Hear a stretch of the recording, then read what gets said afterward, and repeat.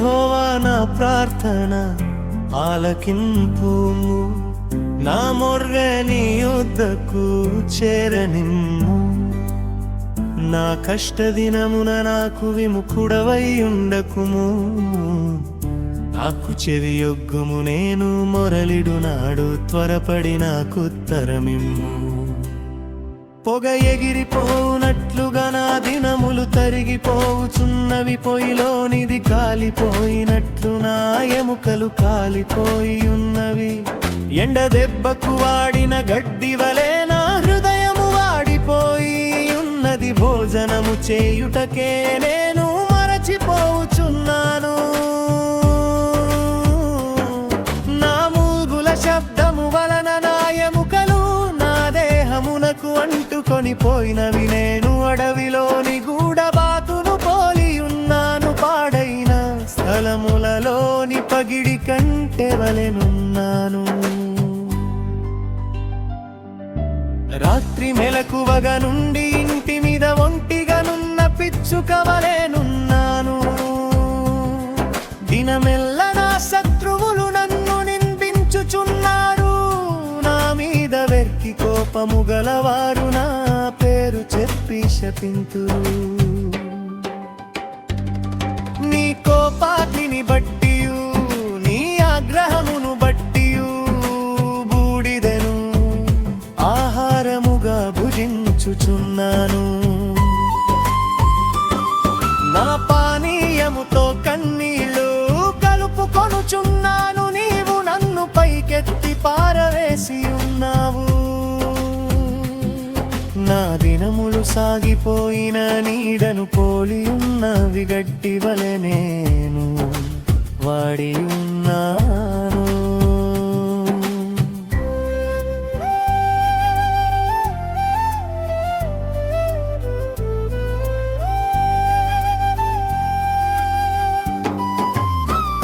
యెహోవా నీవు నిత్యము సింహాసనాసీనుడవు, నీ నామస్మరణ తరతరములుండు.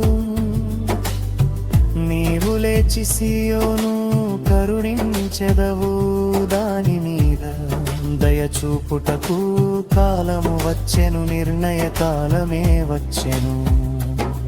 దాని రాళ్ళు నీ సేవకులకు ప్రియములు, వారు దాని మంటిని కనికరించుదురు. అప్పుడు అన్యజను యెహోవా నామమునకును, భూరాజులందరూ నీ మహిమకును భయపడేదేరు. ఏలయనగా యెహోవా సీయోనును కట్టి ఉన్నాడు, ఆయన తన మహిమతో ప్రత్యక్షమాయను. ఆయన దిక్కులేని దరిద్రుల ప్రార్థన నిరాకరింపక వారి ప్రార్థన వైపు తిరిగి ఉన్నాడు. యెహోవాను సేవించుటకై జనములును రాజ్యములును కూర్చబడునప్పుడు, మనుష్యులు సియోనులో యెహోవా నామ ఘనతను, యెరూషలేములో ఆయన స్తోత్రమును ప్రకటించునట్లు.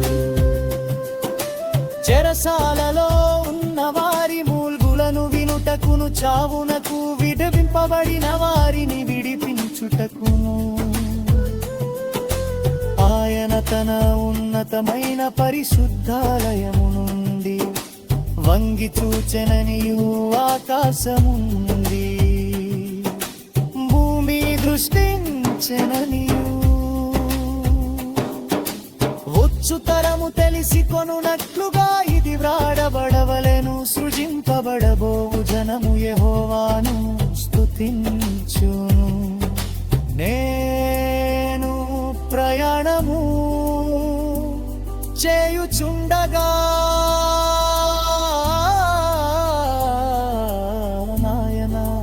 నా బడును కృంగజేసెను. నా దినములు మనవి చేసి తిని నా దేవా నా దినముల మధ్యను నన్ను కొనిపోకుము, నీ సంవత్సరములు తరతరములుండును. ఆదియుండు నీవు భూమికి పునాది వేసితివి, ఆకాశములు కూడా నీ చేతి పనులే. అవి నశించును గాని నీవు నిలచియుందువు, అవి ఎన్ని వస్త్రము వలె పాతగిలును. ఒకడు అంగవస్త్రమును తీసివేసినట్లు నీవు వాటిని తీసివేయుదువు, అవి మార్చదుడును. నీవు ఏకరీతిగా నుండు వాడవు, నీ సంవత్సరములకు అంతములుడు. నీ సేవకుల కుమారులు నిలిచియుందురు, వారి సంతానము నీ సన్నిధి స్థిరపరచబడును.